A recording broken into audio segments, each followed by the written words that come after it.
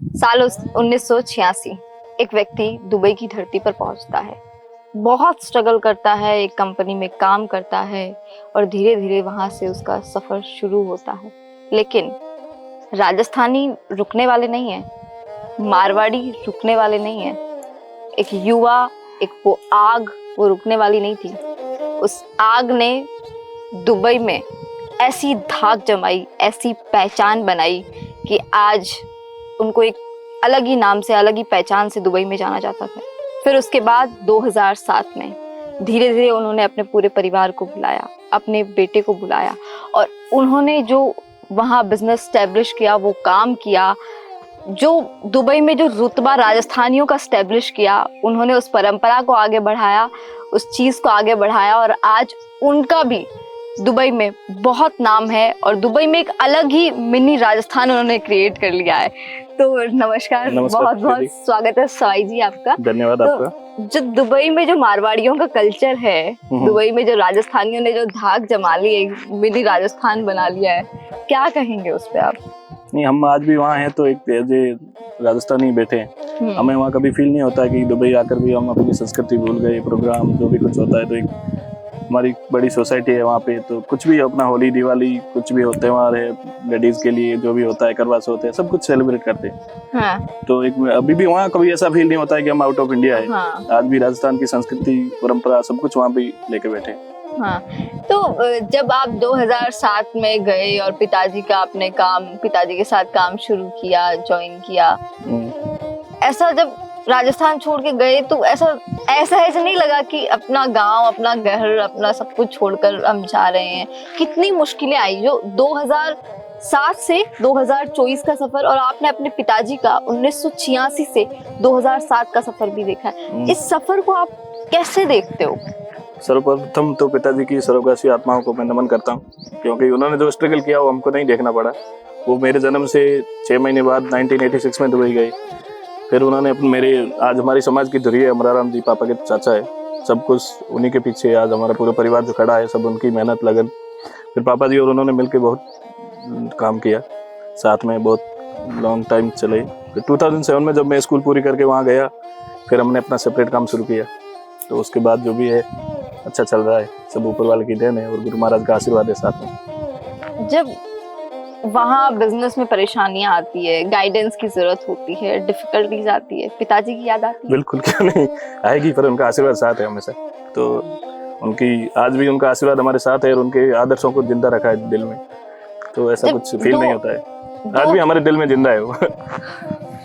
यही सबसे बड़ी चीज है कि जब पेरेंट्स का आशीर्वाद और पेरेंट्स की कुछ बातें आपको याद हो जाए। कौन सी ऐसी बात है 2007 से 2024 तक आप दुबई में सरवाइव कर गए जो पिताजी की हमेशा याद रहती कि इस बात? उनका एक ही था कि आप सही रास्ते पे चलो और बस आप सही हो तो आपका भगवान भी साथ देगा और आप अवश्य सफल होंगे। हमने 2-3 आदमी से शुरू किया था अपना फर्म, आज 70 आदमी के, तो सब कुछ उनका आशीर्वाद है, उनकी तपस्या है, उनकी मेहनत है। तो उनका मैं आज भी मानता हूँ कि उनका जो दिल था वो बहुत साफ दिल के थे और उनका एक ही था कि आप अपन किसी का बुरा नहीं करेंगे तो भगवान आपका कभी बुरा नहीं करेंगे। आप किस तरीके से देखते हैं राजस्थान प्रवासियों को कि अब और आगे सरकार इनके लिए क्या कर सकती है, आप यहाँ आकर क्या कर सकते हैं, या किस और देखते हैं? इस एंगल से देखेंगे तो वहाँ पे जो ऑर्डर एंड लॉ अच्छा है, बहुत कुछ वहाँ पे बिजनेस करना, स्टार्टअप के लिए ठीक है, स्ट्रगल तो करना पड़ता है, पर सरकारी कामकाज जो भी है बहुत सरकार से सपोर्ट मिलता है। कोई भी किसी भी सरकार के कोई भी ऑफिस में जाओगे तो अपने को फ्लेक्सिबली और इजीली काम हो जाता है। तो वहाँ की सरकार सपोर्टिव है, बहुत सपोर्टिव है, स्ट्रेट फॉरवर्ड सीधा सिस्टम है। वहाँ कोई वीआईपी नहीं, कोई ऐसा नहीं, सब सामान्य है। सब आप बैंक में जाओगे तो एज ए टोकन लेके, वहाँ लोकल आएगा तो भी खड़ा रहेगा, हम लोग है तो भी वहीं रहेंगे। हाँ, वो बराबर सबको सम्मान और सपोर्ट भी करते हैं वो लोग। और बहुत वहाँ की जो लोकल है वो बहुत सपोर्टेबल है। अपना गाड़ी कहीं भी आप ऑन द वे जा रहे हो, गाड़ी खराब हो गया तो कितना भी बड़ा आदमी है तो गाड़ी रोक के आपको सपोर्ट करेगा, पूछेगा क्या हेल्प चाहिए क्या। तो एज ए वहाँ से तो यहाँ कंपेयर करेंगे तो बहुत टाइम लगेगा, बहुत टाइम लगेगा। फिर भी ऐसा लगता नहीं है कभी-कभी कि इंडिया को, राजस्थान को कुछ सीखना चाहिए? वहाँ बहुत कुछ सीखना चाहिए अगर देखेंगे तो आपने से वो तो बहुत आगे। फिर भी अभी तो लास्ट तो एक मेजर कारण हो गया ये तो कि दुबई जाने के लिए बहुत मेजर रीजन हो गया है लोग इस वजह से। यही तो वहाँ का रीजन है। वहाँ जिस बंदे ने 2 साल निकाल दिए वो ऑलमोस्ट अपनी लाइफ वहीं रिटायरमेंट पे वापस आएगा। हाँ। आने के टाइम तो ये सोचता है कि ठीक है मैं आ गया, 1 साल निकाल दूं, 2 साल निकाल दूं, पर फिर उनको ऐसा जुड़ाव हो जाता है वहाँ के साथ। जो लोग आज भी हमारे साथ बैठे हैं एम्प्लॉइज 15-17 साल से, जो 70 में से अटैचमेंट हो गए हैं, तो उनको ये कभी फील नहीं होता है कि हम लोग बाहर हैं करके। और जो भी हमारे सारे एम्प्लॉइज है, हम एक हम लोग जहांगीर से सुथार हैं, तो सारे खानदानी हमारे रिलेटिव है सब, तो सब मिलकर मेहनत कर रहे हैं, अच्छा कर रहे हैं। इस धरती की, इस गांव की, इस जगह की याद आती है? बिल्कुल आती है, हमेशा आती रहती है। हाँ, वो तो रहती है। पर वहाँ से 6 महीने काम करके यहाँ आके 2 महीने 15 दिन 20 दिन गुजारते हैं तो बस रिलैक्स, वापस पूरा सुकून मिलता है बहुत कुछ। इसलिए तो गांव से जुड़े हुए हैं, अब बच्चे हैं सब है आज भी। तो यही सबसे बड़ी प्लस पॉइंट है कि आज भी हम लोग संस्कृति को नहीं भूले हैं, और बच्चों को भी यही चाहते हैं कि बच्चे भी गांव से जुड़े रहें। तो जब भी मौका मिलता है, कुछ भी घर में प्रोग्राम है, कुछ भी है, जैसे तो आना ही होता है। हाँ, आपके पिताजी ने आपको बहुत कुछ सिखाया, बहुत शिक्षा दी, वहाँ एस्टेब्लिश किया बिजनेस, और आज बहुत कुछ उन्होंने किया। आपके बच्चे हैं, आपके बच्चे आज आप 2007 से वहां पर है, तो आपके बच्चे वहीं पैदा हुए हैं, वहीं का कल्चर उन्होंने देखा है। आप अपने बच्चों को ऐसी क्या शिक्षा देंगे कि वो जिंदगी भर राजस्थान से जुड़े रहें, अपने जमीन से, अपने गांव से जुड़े रहें, और वो वापस आकर राजस्थान में कुछ करें, राजस्थान में इन्वेस्ट करें, वो पढ़े, चाहे डॉक्टर बने, चाहे वो इंजीनियर बने, चाहे वो साइंटिस्ट बने, सही है, योगदान राजस्थान के लिए दें। ऐसा क्या उनको आप कहेंगे, क्या मैसेज देंगे या क्या शिक्षा उनको देंगे? उनकी यही शिक्षा है कि गांव से अगर वो संस्कृति और गांव से जुड़े रहेंगे तो उनका मन यही रहेगा कि हमें भी अपने राजस्थान में जाके वापस कुछ करना रहेगा। तो मेन तो वही है कि अगर वो संस्कृति और अपनी परंपरा गांव को नहीं भूलेंगे तो वो अवश्य वापस आएंगे। तो मेरा तो यही संदेश रहेगा कि वो अगर गांव से जुड़े रहेंगे तो अवश्य गांव के लिए कुछ करेंगे श्योर। कभी ऐसे डिफिकल्टीज आती है यहाँ के कल्चर में और वहाँ के कल्चर में, और बच्चों को एजुकेशन देने के अंदर, सिस्टम ये जो हमारा कल्चर समझाने में? स्कूल्स में एजुकेशन तो CBSE बोर्ड है यहाँ राजस्थान का, सेम जो अपने को यहाँ मिलता है वो, पर वहाँ संस्कार तो आजकल देखेंगे तो यहाँ पे भी स्कूलों में बहुत कम है और वहाँ भी कम है। वो तो डिपेंड करता है कि अपना फैमिली बैकग्राउंड कैसा है और क्या कर रहे हैं। जो संस्कार घर से मिलते हैं वो स्कूल से कभी नहीं मिलेंगे। तो हम लोग आज भी ऐसी धार्मिक संस्थाओं से जुड़े हुए हैं, वहाँ जाते हैं, यहाँ आते हैं तो हर मठ मंदिर में जाते हैं, उनको पता है। आज भी मेरे छोटे बच्चे को भी पूछोगे कि गुरुदेव क्या है तो वो बताएंगे कि हाँ ये गुरु जी है। परतापुरी जी को तो वो भगवान मानता है, उसका बहुत बड़ा आशीर्वाद है उसके ऊपर। तो अगर अपन धर्म और संस्कृति से जुड़े हैं तो अवश्य वो लोग यहाँ ही, उनका मन यही रहेगा कि वापस जाके अपने देश में, अपने राजस्थान में कुछ करना है। जैसे यहाँ का कल्चर है, वहाँ बार त्योहार व्रत ये सब कुछ अभी भी चलता है हमारे उधर। आप वाइफ से शायद बात किया होगा आपने, तो आज भी करवा चौथ है और गौर का है, ये सब सारी व्रत रखती है, बातें करती है। करवा चौथ माता की हमारे पूरे परिवार से कम 8-10 फैमिली वहाँ है, और हमारी कम्युनिटी में तो कम से कम 50-60 फैमिली वहाँ है।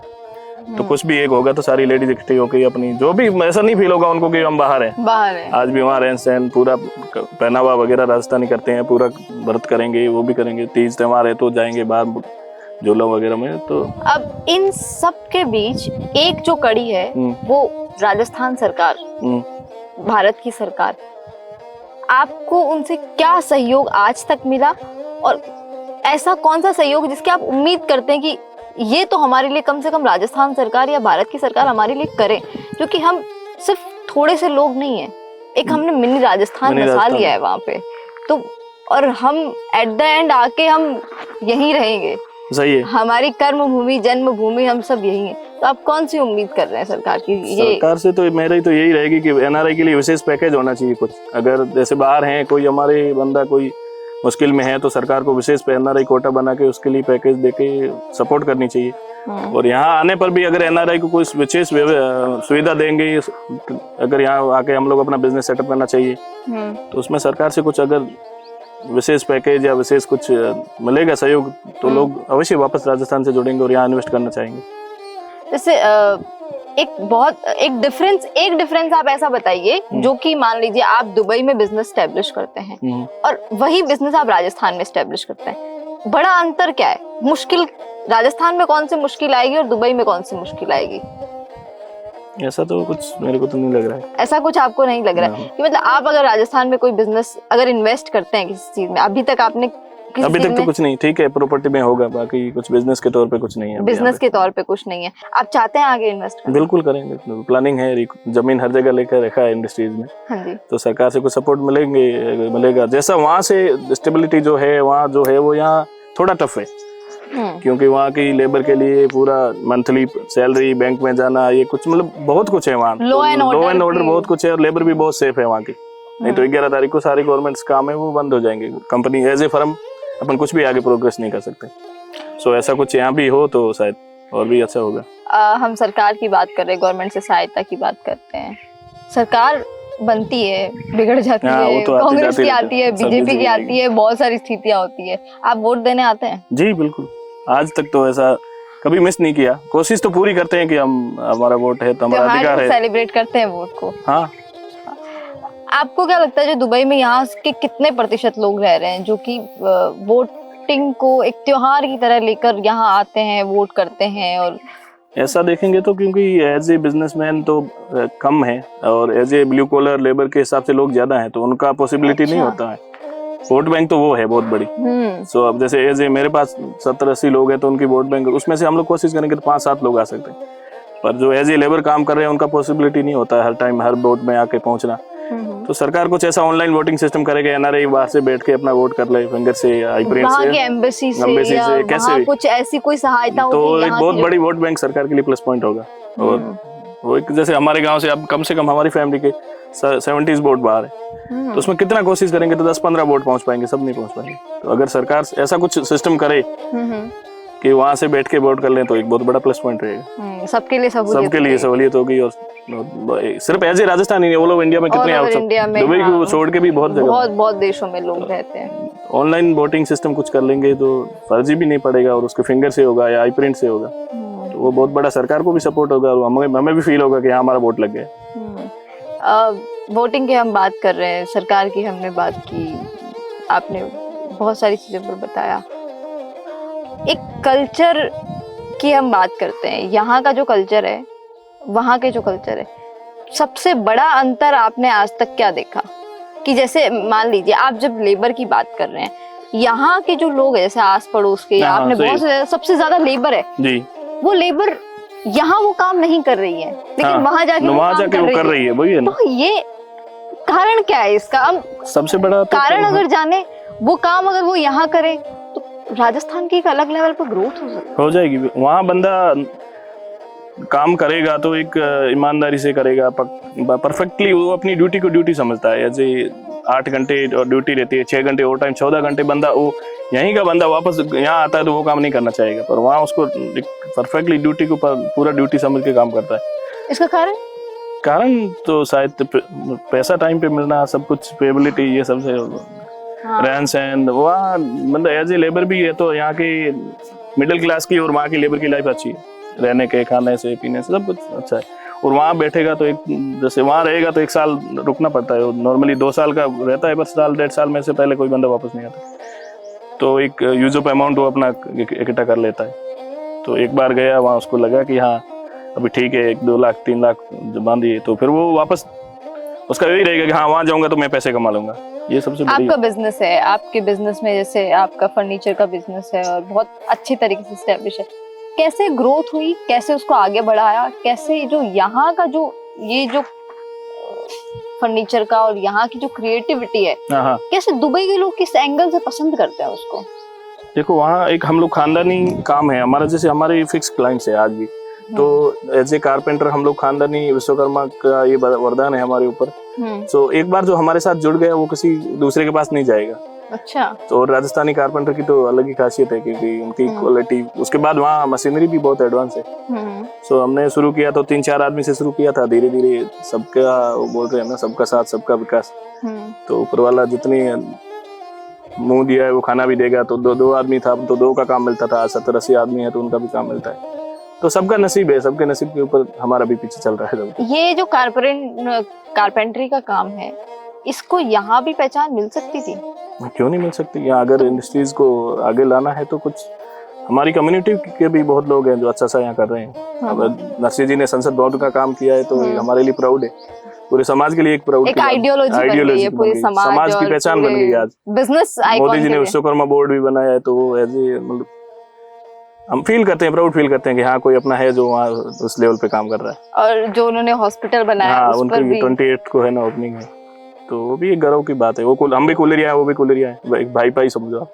जो बात कर रहे थे उसमें ये था कि सरकार, यहाँ के एम्प्लॉय, आपका काम, इन सब के बीच परंपरा, संस्कृति, धर्म, शिक्षा दुबई में खूब बिखेरी, खूब सब कुछ किया।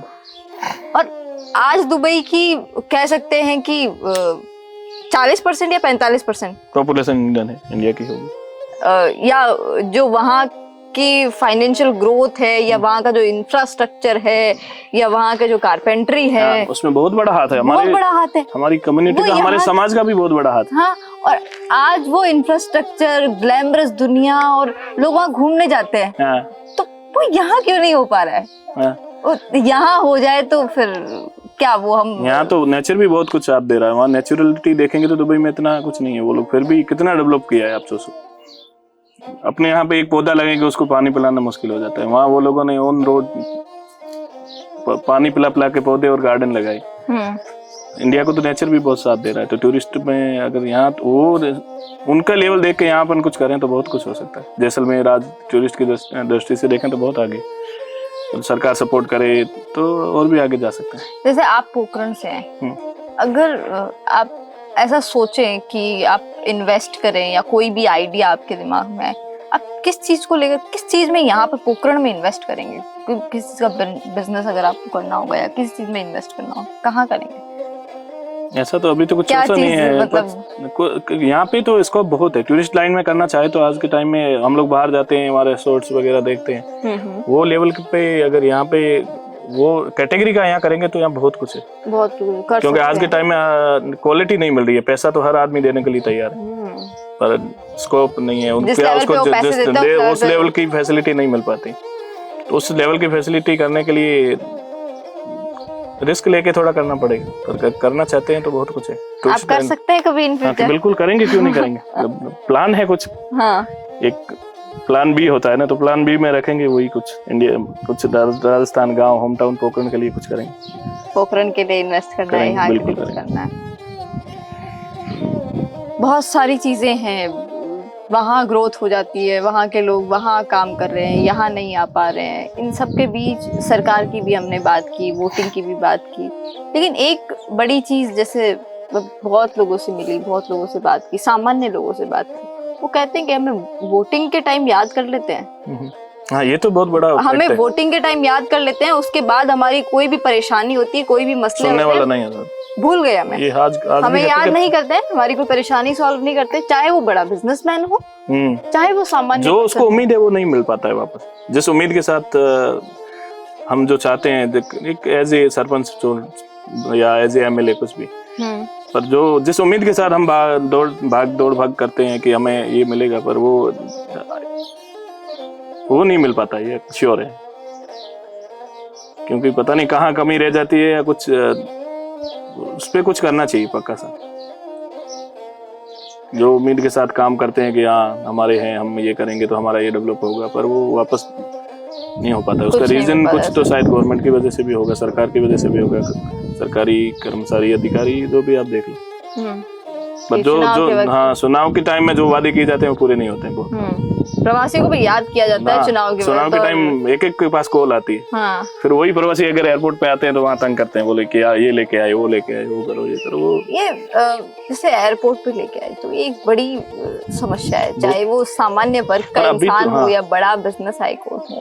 तो आप अभी तक वो चीजें झेल रहे हैं, लगता नहीं है कि सरकार को कुछ करना चाहिए? करना भी चाहिए। अभी तो मतलब बहुत कुछ इंडिया का थोड़ा स्ट्रक्चर भी चेंज हुआ है, तो सिस्टम भी चेंज हुआ है। जो आज से 5-7 साल पहले हमें फेस करना पड़ता था एयरपोर्ट में या कहीं पे भी, वो नहीं। अभी लोग थोड़ी आप थोड़ा खुल के बताइए, किस टाइप की परेशानी, मतलब मेजर दिक्कत क्या है? क्या एयरपोर्ट पे ऐसा क्या फेस करना पड़ता है कि जो ऐसा लगता है कि हम हमारे देश आए फिर भी हमें इस तरीके से ट्रीट किया जा रहा है। वो तो ऐसे अब कहीं भी गवर्नमेंट में कहीं पे भी वो कुछ भी पूछ लेते हैं, वो रेस्पेक्ट नहीं मिलती है। मतलब हम एज ए NRI आते हैं तो वो फील नहीं कर पाते हैं कि हाँ हमें आके तो हमें देश में सम्मान की नजरों के नहीं देखते हुए अधिकारी देखते हैं, हाँ बाहर खाड़ी देश से आया है, बाहर क्या करने गया है, ये है वो है, वहाँ क्या करते हो। सवाल उनको पता है सब कुछ पासपोर्ट में है, फिर भी सवाल पूछते हैं, शक की निगाह। हाँ शक की नजरों। तो बस फील होता है कि हाँ गिल्टी फील करते हैं कि ये सही नहीं है।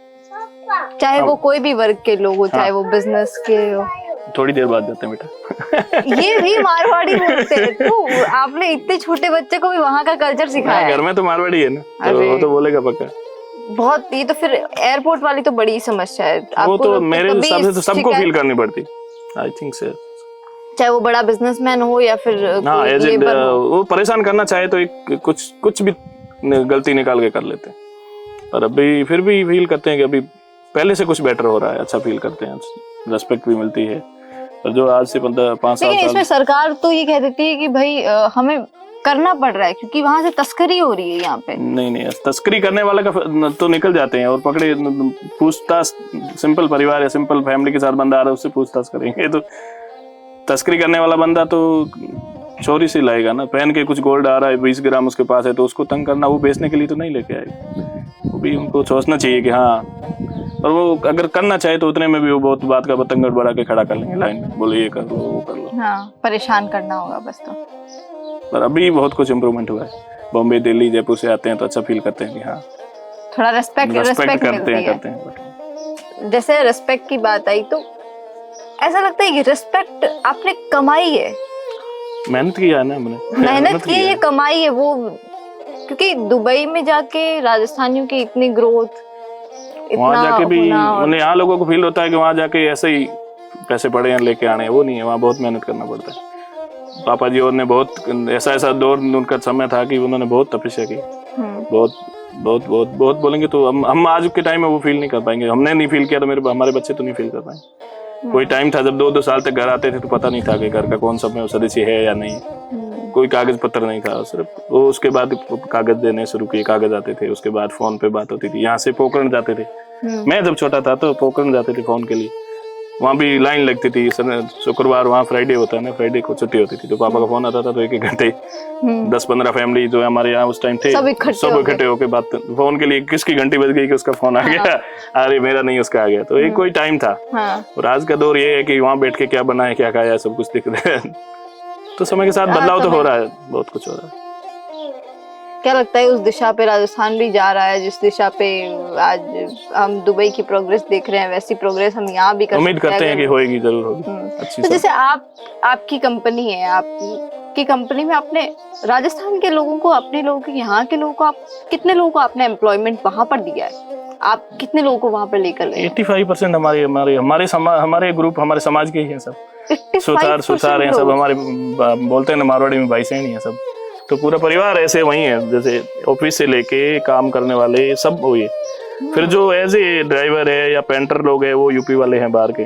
तो पॉसिबिलिटी हम लोग कोशिश यही करते हैं कि पहले अपना को जगह दे, और अपना है तो कभी धोखा नहीं देगा, वो भी तो एक देखते हैं। कभी भी लेट है, नाइट है, उनकी मेहनत है तो सब वो भी मेहनत करते हैं। मतलब दुबई में राजस्थानियों की धाक है, चाहे वो वहाँ 80% होगा अपने। आज के टाइम में ऐसा मेरे हिसाब से ऐसा कोई बिल्डिंग नहीं होगा जिसमें राजस्थानियों ने काम नहीं किया। कभी डिस्क्रिमिनेशन फेस करना पड़ा है, भेदभाव? मतलब नहीं, ऐसा वहाँ कोई कभी नहीं होता है ऐसा। वहाँ ये है ही नहीं। वहाँ पे हम लोग भी यहाँ फील करते हैं कि हिंदू है, मुस्लिम है, इंडियन है, पाकिस्तानी। वहाँ जाके मल्टी नेशनलिटी है, वहाँ कभी ऐसा फील नहीं होता किसी कास्टिज्म कभी कास्टिज्म नहीं है। कभी तू कौन इंडिया का है, तू पाकिस्तान का है, कुछ नहीं। हमारे पास भी पाकिस्तानी एम्प्लॉइज है तो कभी ऐसा फील नहीं होता है। तो जब आप दुबई से यहाँ आते हो, यहाँ कास्टिज्म देखते हो, अब क्या ख्याल आता है कि इस चीज में क्या इम्प्रोवाइज होना चाहिए?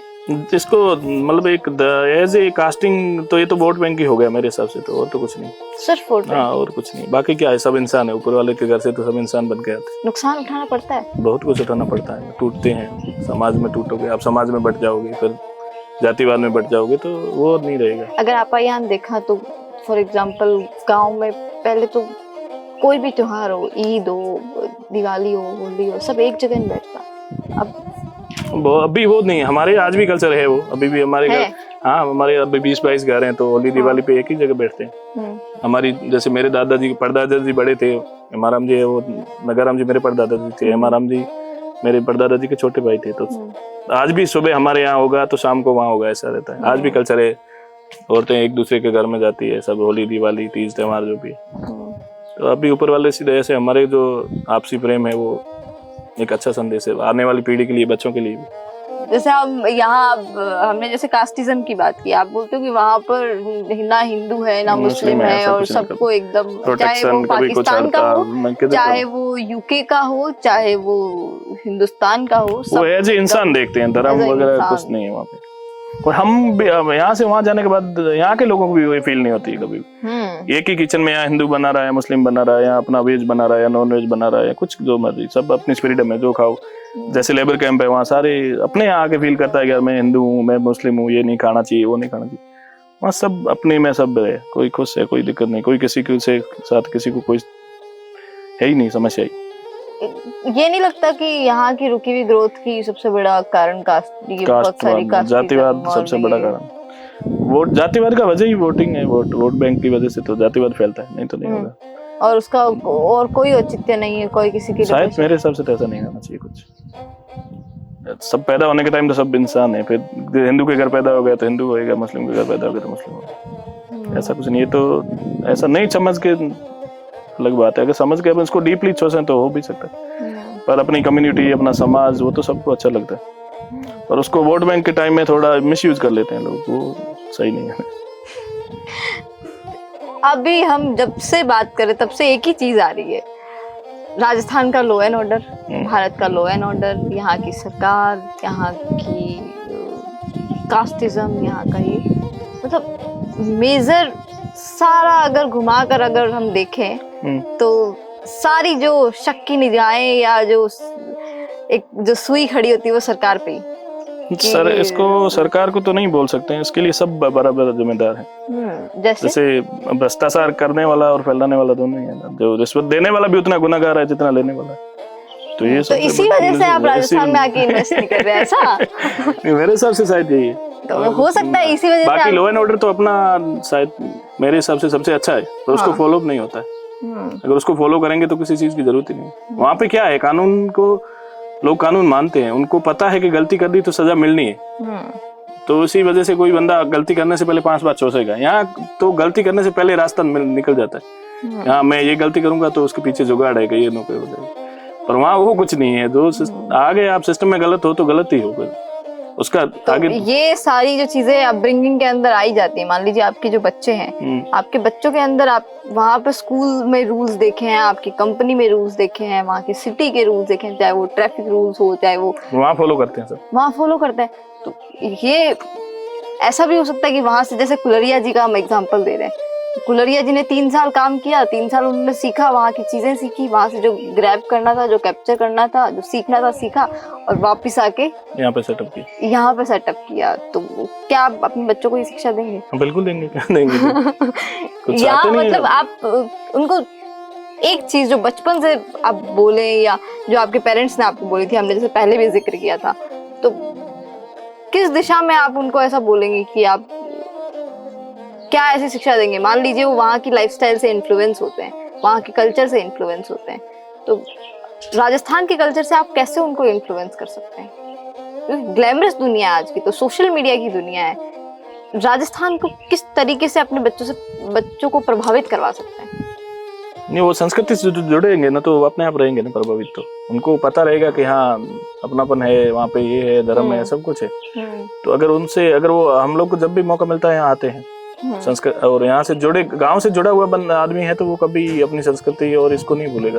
तो ऑफिशियली यही रहेगा कि उसका आखिर तो यही रहेगा कि हाँ मेरा घर है, मेरा देश है, मेरा गाँव है, तो वहाँ मुझे कुछ करना है। आखिर में आके अपनी कर्मभूमि, जन्मभूमि, कर्मभूमि तो सबको प्यारी रहती है, कर्मभूमि तो है ही है, कर्मभूमि के बजाय कुछ नहीं है, पर जन्मभूमि है वो उससे भी ऊपर है।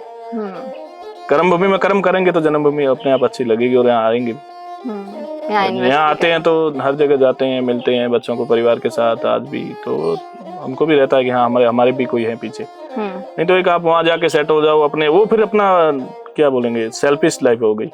समाज, मान आप लीजिए परिवार आप- से, समाज से जुड़ नहीं पाओगे इससे। मैं आज भी सामाजिक संस्थाओं से जुड़ा हुआ हूँ। यहाँ में हमारे मंदिर है विश्वकर्मा जी का फलसून, पापा जी पहले अध्यक्ष थे। मैं एक मेरी इतनी उम्र भी नहीं थी, फिर भी समाज ने मेरे ऊपर भरोसा किया और मैं उनका ऋणी हूँ कि मुझे भी आज भी पापा जी का पद मेरे पास है। तो मेरे पास संस्कार थे, शायद पापा जी का आशीर्वाद था, उनका आशीर्वाद था, संस्कार थे, तो समाज ने ये किया। और नक्शे कदम पे चल तो रही मैं भी कोशिश करूंगा कि उनके आदर्शों को समाज के लिए यूज करूं और समाज के लिए कुछ करना चाहिए। दूसरा, जैसे कि आपने समाज की, परिवार की, हमने हर तरीके की बात की, तो इन्वेस्टमेंट की भी हमने बात कर ली है, बच्चों को एजुकेशन की भी बात कर ली है, हमने हर प्रकार की बात कर ली, लेकिन एक चीज यहाँ पर अभी तक मिसिंग क्या है? आप बताइए क्या मिसिंग है कि हम जो राजस्थान प्रवासी को हम लेके चल रहे हैं, वहाँ हम इनको एक जगह क्या ला पा रहे हैं, क्या हम उसको सरकार से क्या उम्मीद कर रहे हैं, क्या आगे क्या हो, मतलब आप क्या उम्मीद करते हैं, सरकार से क्या उम्मीद करते हैं कि ऐसा कुछ हमारे लिए गवर्नमेंट करे कि हम वापस आके यहाँ स्टेब्लिश हों, यहाँ इन्वेस्ट करें? उसके लिए तो सरकार को, मैंने बताया ना, एक विशेष पैकेज या विशेष कोटा बनाना चाहिए एनआरआई। तो उसमें एनआरआई वो सरकार सहयोग करेगी तो लोग अपने आप आएंगे, ये तो श्योर है। इसके अलावा कुछ मिसिंग है? इसके अलावा तो कुछ एक चीज मिसिंग है, मान लीजिए आप, अब तो फिर भी सोशल मीडिया का दौर आ गया, चीजें थोड़ी सब जानते हैं, समझते हैं, लोग कनेक्ट भी करते हैं। आज से जब 2007 में आप गए थे, 2007, 8, 9, 10, जब सोशल मीडिया का दौर बहुत कम था, आप जब आते थे वहां से, आपके आसपास आपका समाज, आपका गांव, आपका परिवार आपसे इन्फ्लुएंस होता था। आपकी जो ड्रेसिंग स्टाइल, आपके जीवन जीने का तरीका, आपकी चीजें, आप उनको क्या कहते थे? आपसे इन्फ्लुएंस होके कभी वो सोचते थे कि हम भी दुबई जाएं, हम ये तो हमारे, यही हमारे समाज की सबसे बड़ी बात है। हाँ। हम लोग, जब मेरी स्कूल थी पोखरण में था, तो हम लोग स्कूल पोखरण से की, मैंने 10 तक, फिर 11-12 जयपुर से की। तो वहाँ से मेरे कजन, मेरे चाचा, वो दुबई से आते थे, तो लगते थे हाँ ये दुबई से आए हैं, ये उनकी लाइफ स्टाइल अलग, ये सब। तो फिर धीरे धीरे आगे गए तो पता चला कि वहां पर जाके भी मेहनत तो करनी है, चाहे यहाँ हो, मेहनत के बिना कहीं कुछ भी नहीं है। तो मैं यही कहना चाहूंगा कि अपन सही रास्ते पे सही मेहनत करेंगे तो वो चीज अपने आप मिलेगी, यहाँ पे भी अपन हासिल कर सकते हैं। एज एजुकेशन आज की टाइम में आने वाली पीढ़ी, जो मेहनत हम वहाँ कर रहे हैं वो यहाँ स्कूल में और कंपटीशन में करेंगे तो एक बहुत बड़े लेवल पे जा सकते हैं। हम एजुकेशन की बात करें तो अभी मैंने कुछ टाइम पहले ही देखा कि राजस्थान के अंदर, पूरे भारत के अंदर इंजीनियर्स जो है, 70% इंजीनियर ऐसे जो बेरोजगार रह जाते हैं। सिविल वालों पे तो कोई एमबीबीएस जो कर रहे हैं, वो एमबीबीएस, बीबीसी की एक रिपोर्ट थी कि ज्यादातर जो एमबीबीएस करने वाले स्टूडेंट है वो बाहर जाके करना प्रेफर कर रहे हैं। तो उनको क्या ऐसी चीजें इन्फ्लुएंस करती है? वहाँ का कल्चर, वहाँ की लाइफस्टाइल, वहाँ के लॉ एंड ऑर्डर, या उनको कुछ स्पेशल वहाँ पे मिल रहा है जो यहाँ नहीं मिल रहा है? हम कैसे उनको रोक सकते हैं? मतलब आप अगर उन बच्चों से अगर आप मिलोगे, फॉर एग्जाम्पल आप मुझसे मिलते हो, मैं आपको कहती हूँ कि मुझे तो एमबीबीएस करने बाहर जाना है, आप मुझे क्या बोलना चाहेंगे, क्या मैसेज देना चाहेंगे कि मैं राजस्थान से करूँ, मैं भारत से करूँ, मैं यहाँ डॉक्टर बनूं, यहाँ की जनता की सेवा करूं? वो तो यहाँ तो अगर पहला, अगर उनको यही रखना चाहिए कि फर्स्ट तो अपना देश है, तो वो मेहनत जो बाहर से एमबीबीएस करके, जैसे रशिया में जाओ या कहीं पे भी जाओ, वही वहीं जाके भी वापस आके भी एग्जाम तो देना होता है, तो वो यहीं वो मेहनत करे। और सबसे बड़ी यही है कि कॉलेज है तो पद भी खाली है, पोस्ट भी है नहीं इतनी, हर जगह में आज के टाइम में एजुकेशन, वो सरकार आती है वो अपने नाम के लिए कॉलेज बना के चली जाएगी, पर उसके लिए उसमें कितने एडमिशन है, कितने लेक्चरर है, पढ़ाने वाला कोई कुछ, मतलब एंड ऑफ द वही बात आती है कि कुछ फॉलो अप कुछ नहीं है। कुछ अगर सरकार करनी चाहिए तो वही सेम, एक ही स्कूल में अगर 8-10 टीचर है तो ठीक है, स्कूल पड़ी है, टीचर 2 है, स्कूल 1 किलोमीटर पे और स्कूल है, टीचर नहीं, पद खाली है, तो फिर क्या करेंगे? फिर से वही लॉ एंड ऑर्डर पे बात आएगी। मतलब सबसे मेजर समस्या यहाँ यही आ जाती है, मैनेजमेंट लॉ एंड ऑर्डर नहीं है चाहे। और अगर एमबीबीएस, उनका भी एक बड़ा सवाल है, बड़ी समस्या है कि पेपर लीक हो जाते हैं, क्या करें? तो सबसे बड़ी समस्या तो जाना पड़ेगा। और जो तपस्या करने वाले वो तो रह जाते हैं और बीच में लोग सीट ले चले जाते हैं। वो भी बड़ी बात है। अब देखिए, ये भी एक बड़ी समस्या है। जैसे दुबई की हम बात करते हैं तो राजस्थान के, आप जैसे कारपेंटरी में आप बता रहे हैं कि कम से कम 400 से 500 लोग ऐसे जो बिजनेस आइकॉन्स है, और वो तो ऐसा एक चीज ये भी सुनी गई है कि यहाँ जो ये जो इंजीनियरिंग करते हैं, वहाँ इंफ्रास्ट्रक्चर बहुत अच्छा है। वहाँ लोग इंफ्रास्ट्रक्चर, ग्रुप्स और इन सब चीजों में यहाँ के इंजीनियर्स को बहुत तवज्जो देते हैं। हाँ क्योंकि बिल्कुल, उनका क्रिएटिव माइंड है, उनको पता है, वो टफ क्रिएटिविटी कंपटीशन जानते भी हैं, है वो ना, काम करना जानते हैं। वहाँ यूज हो पा रहा है, यहाँ नहीं हो यहाँ पा नहीं हो रहा है, स्कोप भी तो नहीं मिल रहा है ना भैया। तो क्या जो वो उम्मीद करते हैं वो पैकेज यहाँ नहीं मिलता है। एक एज ए आपको सीए की बात कर लो, तो अगर वो यहाँ इंडिया में रह के वो अगर 50 लाख का 60 लाख का पैकेज साल का कमा रहा है, तो वो सेम इंडिया में जाएगा तो 1 CR प्लस, उसको इंडिया छोड़ के बाहर जा रहा है तो उनको 1 CR प्लस मिल रहा है, तो वो क्यों चाहेगा कि मैं यहाँ रहूँ? तो कुछ न कुछ तो कमियां रही होगी अपने यहाँ शायद, इसीलिए तो बाहर वो मतलब हर बंदा बाहर क्यों जा रहा है, कुछ न कुछ तो कमी रही होगी, जो उसको उम्मीद है वो यहाँ नहीं मिल रहा होगा, इसीलिए होगा शायद। आखिरी के अंदर एक मैसेज सरकार के लिए, जो कि सरकार से आप कहेंगे, एक मैसेज उन स्टूडेंट्स के लिए, उन MBBS वाले बच्चों के लिए, उन इंजीनियर्स के लिए, और हर उस बिजनेस आइकॉन के लिए, और जो लोग सरकारी नौकरी की तैयारी कर रहे हैं, उनको एंटरप्रेन्योरशिप में क्या आगे आना चाहिए, क्या करना चाहिए, उन सब के लिए एक मैसेज आप क्या कहेंगे? नहीं, मेहनत तो सबसे बड़ी तो मेहनत है ना। हाँ। वो सही से मेहनत करके और सरकार सपोर्ट करेगी तो सब कुछ अच्छा होगा। लगन और मेहनत के साथ किस भी फील्ड में काम करो, आप दिल से करो और ईमानदारी से करोगे तो सक्सेस श्योर है, इसमें कोई दो राय नहीं। तो बिजनेस में जाओ, जरूरी नहीं है राजस्थान छोड़ो, गांव कहीं पे भी करो, आप किसी भी फील्ड में, किसी भी देश में करो, वहां जाके मेहनत कर रहे हैं तो वो मेहनत यहाँ करेंगे तो यहाँ शायद हमें मिल जाएगा। और उसके लिए तो सबसे पहले अपन खुद पे भरोसा होना चाहिए, अपना टारगेट होना चाहिए, कुछ एक टारगेट बना के चलेंगे तो खुद पे भरोसा करके मेहनत करेंगे तो श्योर है सक्सेस मिलेगा, इसमें कोई दो राय नहीं। बहुत बहुत शुक्रिया आपका कि आपने हमें समय दिया, राजस्थान प्रवासी की इस मुहिम में आप जुड़े और आपने हमसे बहुत सारी बातें शेयर की। हमने आपकी बातों से वहाँ के कल्चर, वहाँ के माहौल को और कैसे आपने वहाँ की लाइफस्टाइल और राजस्थान की लाइफस्टाइल को बैलेंस किया और वो कल्चर दोनों जगह आपने सेम रखा। तो एक मैसेज लोगों के पास ये भी जाता है कि आप भी वो चीज कर सकते हैं, ये कोई बड़ा अंतर नहीं है। आप जैसे ये बता रहे हैं कि यहाँ से भी आप MBBS की पढ़ाई कर सकते हैं, यहाँ पे भी आप डॉक्टर बन सकते हैं, यहाँ पे भी आप इंजीनियरिंग करके यहाँ पे भी आप अच्छा काम कर सकते हैं। वो ग्रोथ जो आप बाहर जाकर, चाहे वो UK हो, चाहे वो दुबई हो, चाहे वो किसी भी जगह, वो काम आप यहाँ भी कर सकते हैं।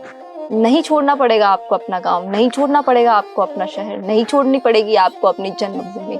और ऐसी ही अलग अलग कहानियों के लिए, प्रवासियों की सभी जानकारियों के लिए जुड़े रहिए राजस्थान प्रवासी के साथ। नमस्कार।